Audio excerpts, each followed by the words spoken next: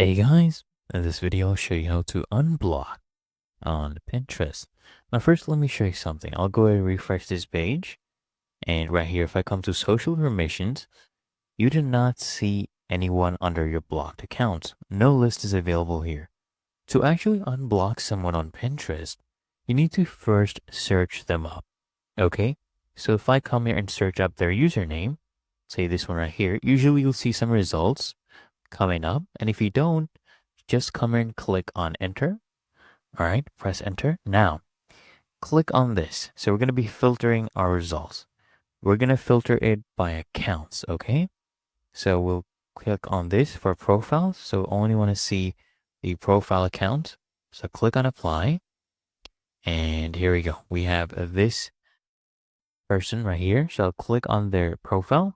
And now when you are on their profile page, you can come here and just click on unblock, and it will give you a prompt to confirm.